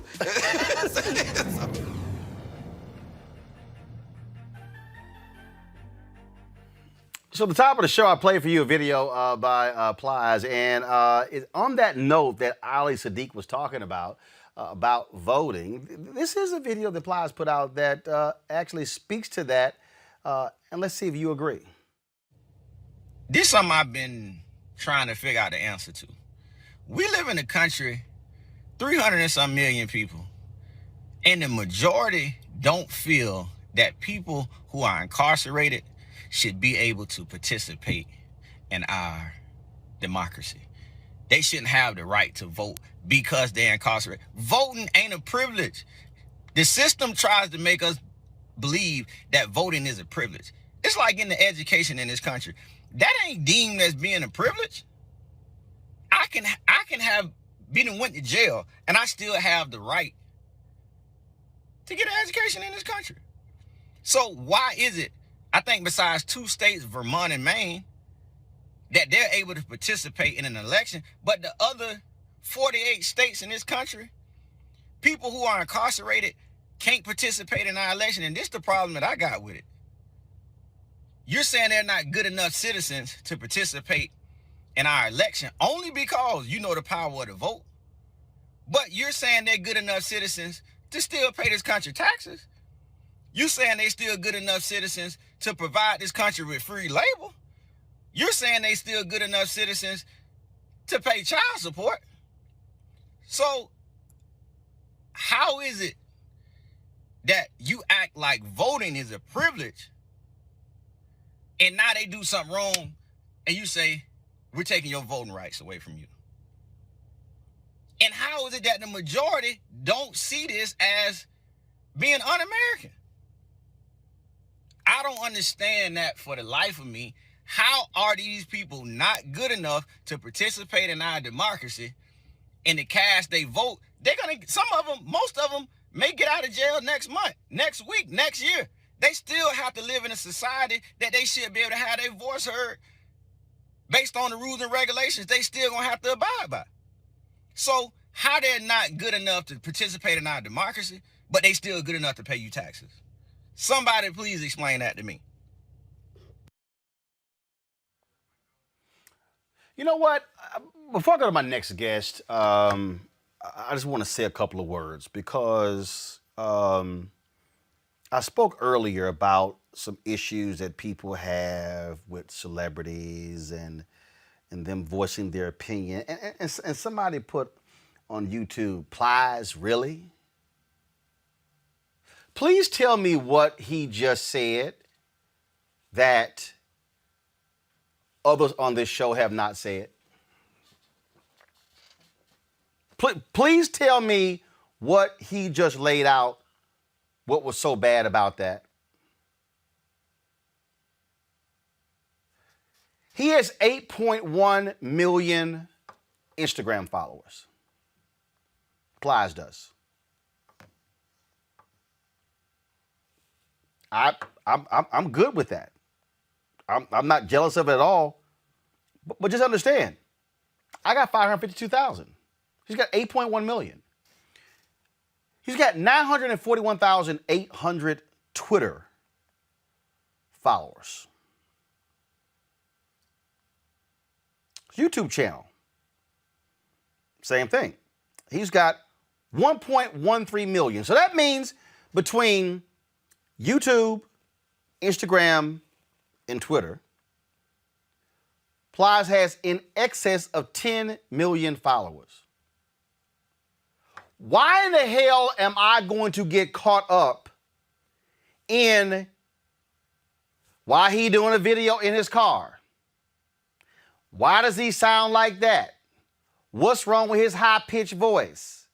Look at the grill that's in his mouth. Tell me what he said that was wrong.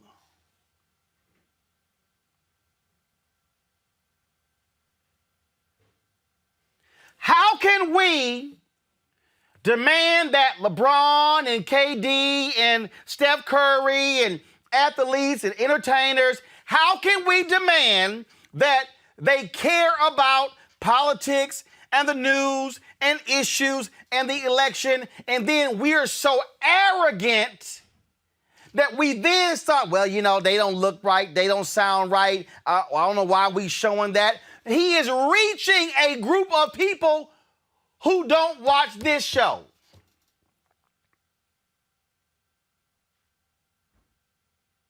And I'm grateful that there are entertainers like him who are willing to pick the phone up and call folks like me and call folks like my next guest, John Hope Bryant, to actually talk about these very things, because we need all folks on deck when it comes to these issues.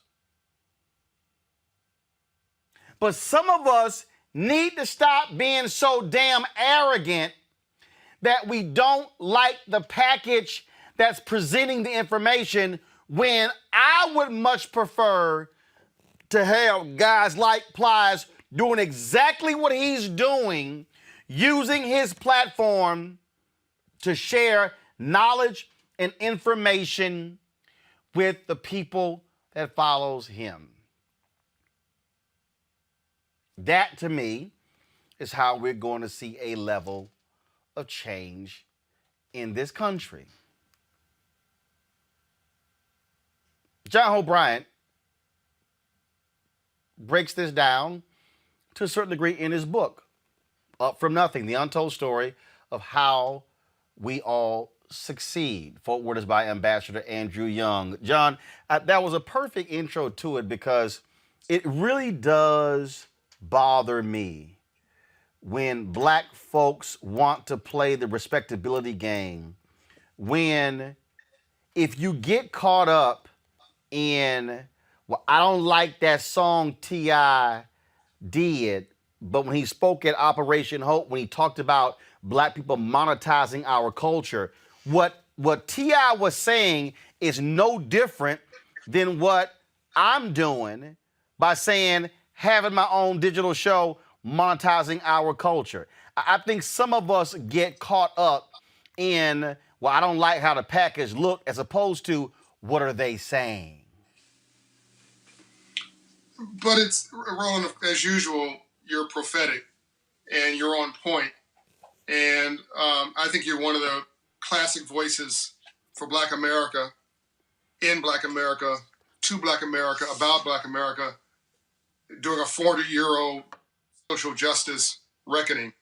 So you're living in a moment in history and you're playing an extraordinarily important orchestral role.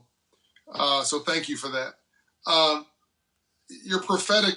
I just talked to T.I. yesterday, oddly enough. I just messaged him just now, a copy of the new book. It comes out tomorrow from nothing. And my only problem with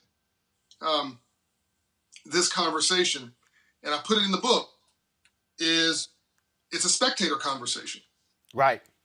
I say that there's three substantive roles that we play in society. There's three types of mentality: surviving mentality, thriving mentality, and a winning mentality.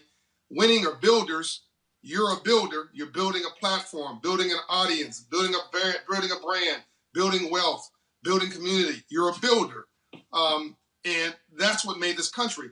There are also three types of categories of leaders. There are hunters, there are skinners, preparers, and there are cooks. And you and I are also hunters. And every role is important. But what often happens in our community is we are obsessed with being the spectator. We talk about the celebrities, we talk about the athletes, we talk about this, we talk about that. But people who are builders talk about their ideas, not other people. And we spend an enormous amount of time and get no return on the investment for doing just that, spectating and talking. And somebody else, here's a real sin, Roland.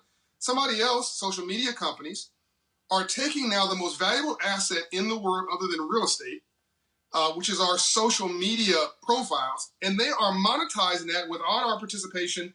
It's like we're sharecroppers. We don't even get a share.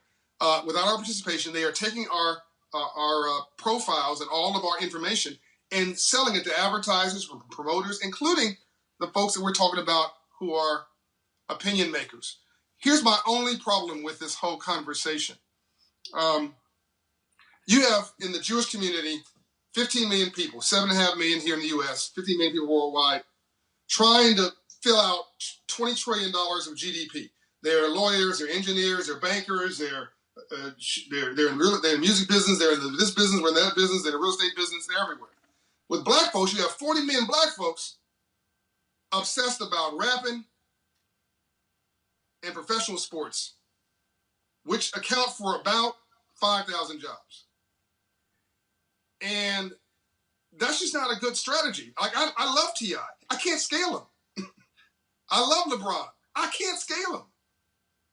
I love Oprah. I can't scale her. The fact that we know these people by name is a problem.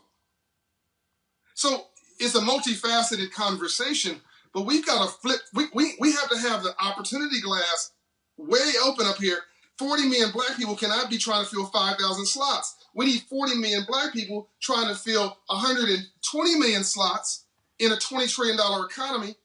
But we're chasing about $60 billion of activity in a $20 trillion economy because we all want to be the rapper, the singer, the bounce a ball, rock a mic, or talk about somebody doing one of those things, et cetera, et cetera, et cetera. I remember I did one of the Q&As with David Talbert, who directed This Christmas. Was This Christmas or Almost Christmas? I forgot one of the Christmas movies. And what was interesting about that is we were talking about the opportunities behind the camera. And David said, guys, let me help y'all out. He said, everybody wants to be a director. He said, I direct a movie. I'm spending the next 6, 7, 8, 9 months editing and trying to work on it. He said, yeah, there's people working my crew. They've worked on 2, 3, 4 other movies in that same time span. Mm-hmm. And we were talking about opportunities. I had a young lady who worked for me at TV1 who wanted to be on air, and she came to me and she was like, yeah, but and she absolutely could. I mean, I saw it early. Could be a great executive producer. Right. But she was desperate to be on air. She's like, Right. but yeah, but she came to me. She's like, were you on air? I said, no, let me help you out. I said, my choice wasn't to be on air. I said, the power is behind the scenes. I said, because there are finite positions on air. I said, you go to a cable network, there's one host. There are 20 producers. So to your point, if everybody's trying to be the host and you're totally ignoring all the producer jobs, guess who actually lasts longer than hosts? Producers. But Roland, that's not even where, if people want to get paid, which I think that's the wrong approach. Getting paid, making money, that's different from building wealth. It's a completely different thing, and you get paid, make money, and still go broke. You build wealth, you will never be broke a day. You'll never be poor a day in your life. It's a mindset. But when T.I. called me this weekend, he wasn't talking about no rap show. He wasn't saying, John, come to my next concert. He wasn't talking about the music he just dropped. He said, John, me and my boy, another brand name artist who I won't name without his permission, we need to talk to you this week about starting a real estate fund. Can you come talk to us? Tell me what day you're available. We'll change our schedules.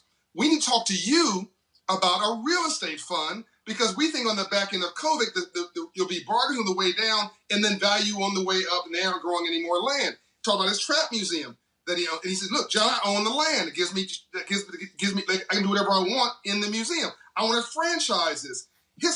Even under the music, Roland, he understands his technology, the engineers, the computer technology, the robotics, the AI. Even underneath the music business and even underneath the sports business is technology. Technology is driving everything. But are there black engineers? Which is a bulletproof job. You'll never go broke. No. Where are the black computer technicians? Where are the black investment bankers? All the areas where the economy is booming, we're nowhere to be seen because we don't have a business plan. We have an emotional plan. And what I'm trying to do in this book is to finally deliver, Roland, what you and I have been talking about, a business plan, not for an individual, right? For a family, for the community, for a state. And I actually believe this is the business plan for America. I think you and I talked about this over the weekend, and you enlightened me. I'm going to steal a phrase. I think we're dealing with a third Reconstruction here. I think we're in a third Reconstruction, but are we in this moment? Are we just sort of, as Malcolm X said, we've been bamboozled, we've been tricked, we've been fooled. We're getting robbed, in my opinion, in broad daylight. Again, T.I. and all these recording artists that people love, the Grant Hill, I'll be talking to him tomorrow. They all want to talk about business, Roland, not what they're doing on bouncing the ball and rocking the mic. No billionaire in sports or entertainment got their billions from sports or entertainment. They got their billions by leveraging their brand in sports and entertainment and going into business, going over to corporate. That's why when you talk about the notion of changing mindset, and I think that I think one of the greatest, and look, I understand how it happened. Yeah. I understand why it happened. But the number of African Americans who have been raised and all we heard from grandparents and parents, get you a good job. Yeah. Get your education and get you a good job. That was the second Reconstruction. And that's the thing. It was like just get you a good job. And then when you try to strike out on your own, you sure you want to do that? I mean, you got you a good job. But the reality is, how about if I do this and I can supply good jobs to 20 other people? Yeah. Which actually means if you want to live by your good job, I can actually employ my family. I can actually create something and I'm actually employing other people. And that's also, so it's that mindset, but also it's just the fear. The scare, oh no, I just don't know. And then you never take the shot.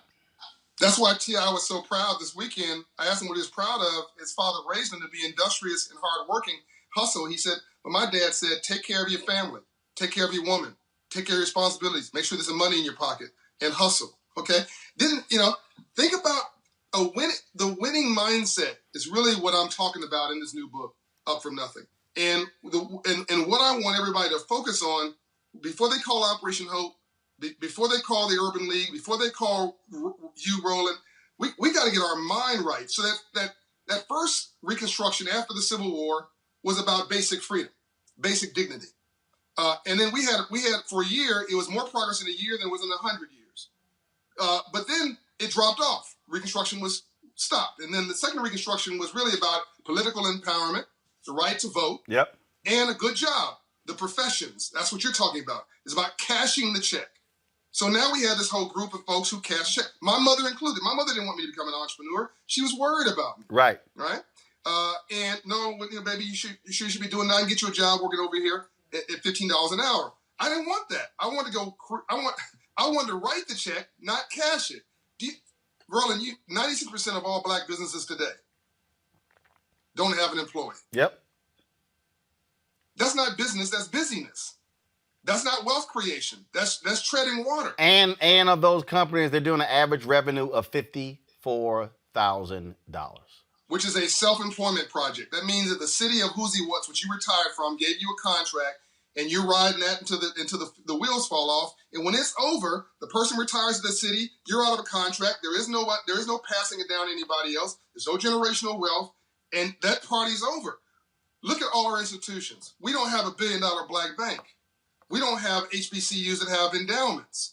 Our institutions are slowly unwinding. Yeah, substantial endowments. What you're saying, right? Because we are genius. Go ahead, Roland. Yeah, no. We're saying substantial endowments. I mean, they're endowments, but they're very small. I'm sorry. And the bottom line is they're teetering on the brink. And when you talk about big endowments, you're only talking about 3 schools: Spelman Morehouse, Howard. You can throw in some other ones, but then what ends up happening is, then you compare them to other schools. It's not even a conversation. And I just think that when you talk about, again, the piece of mindset, because what everybody who's listening and who's watching have to understand is that before you can even make that leap, you have to actually make it right here.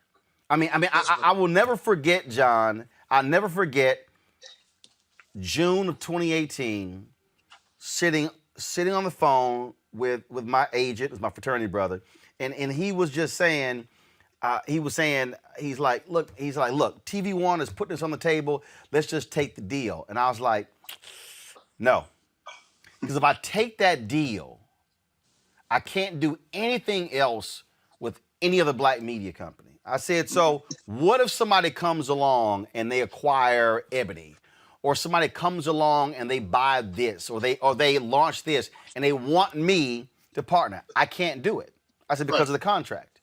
I said, so I don't care what you negotiate, I'm not going to take the deal.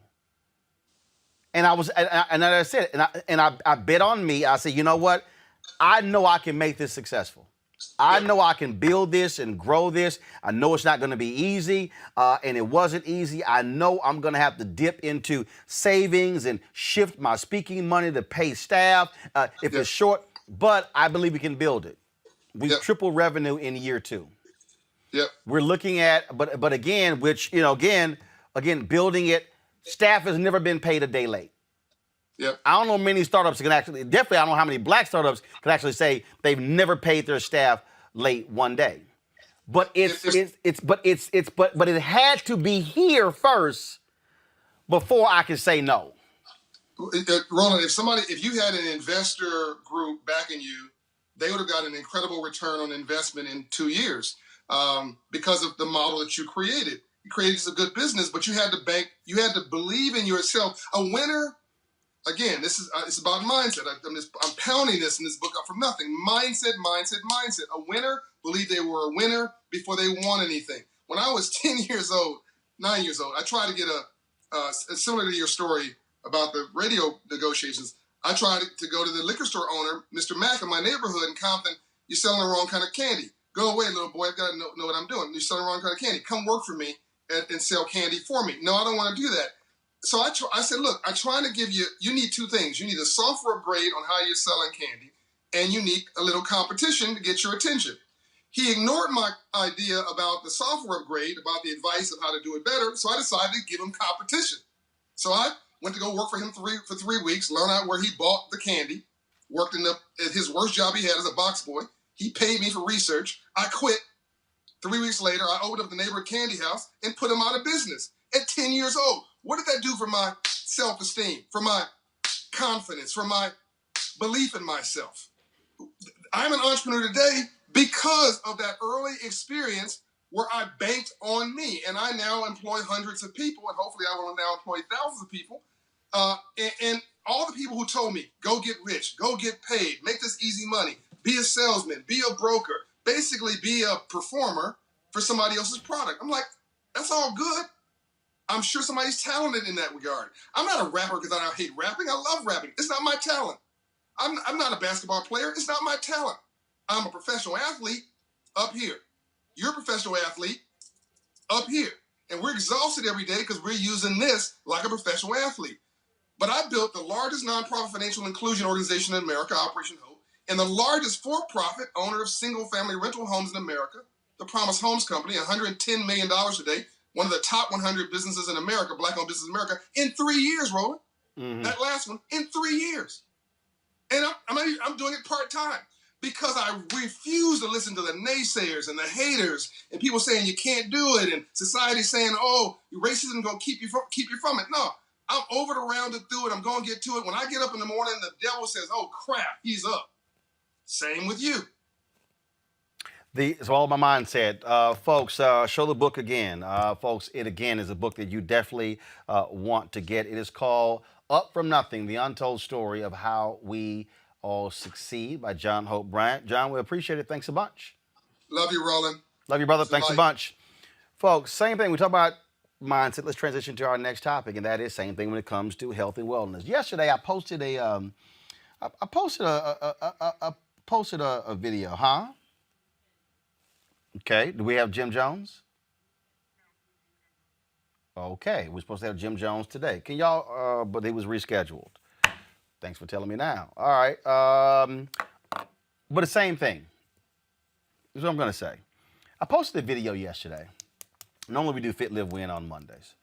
I posted a video yesterday and a brother goes, oh, you need to get your heart rate up. So what I did was I posted it because I was watching television for an hour. And I said, you know what? If I'm going to watch TV, let me just go ahead and just put the treadmill on 2.0. And I'm just going to walk for an hour on the treadmill while I watch TV. So this brother tells me I need to get my heart rate up. I should be exerting more. I was like, dude, I posted that because the point was to get people moving. The point was don't just watch TV sitting on the couch, moving. And so he was going through this whole thing. And I'm going, what are you doing? I said, and so Jim jumped on. We're going to have with Jim on because we're going to talk about this whole deal. How, same thing mindset. That versus me saying, I'm just going to watch this movie sitting on the couch. I chose to watch the movie while walking on the treadmill. It doesn't matter if I was walking slowly. It doesn't matter if I wasn't sitting here pumping hard. The point is I was moving and I'm actually expending more calories doing that than I would be if I was actually on the treadmill. So to what John is saying, it's the exact same thing. So whether we're talking about getting health, whether we're talking about changing our diet, about anything else, it is about how we think and how this operates, how this works. And I think for a lot of us, we need to have that change of mindset. That's how we have this show. That's why this show was actually launched, because in late 2017, I knew Tom Joyner was retiring at the end of 2019. I said, we need to make sure that we have a platform that specifically speaks to black people. So when the 2020 election comes around, we are in position to be able to have an impact. Saw it then. Literally saw it 3 years before. And so that's why we have Roland Martin Unfiltered. That's why we are building this. We want your support to help us do that. Join our Bring the Funk fan club. Of course, every dollar you give goes to support this show.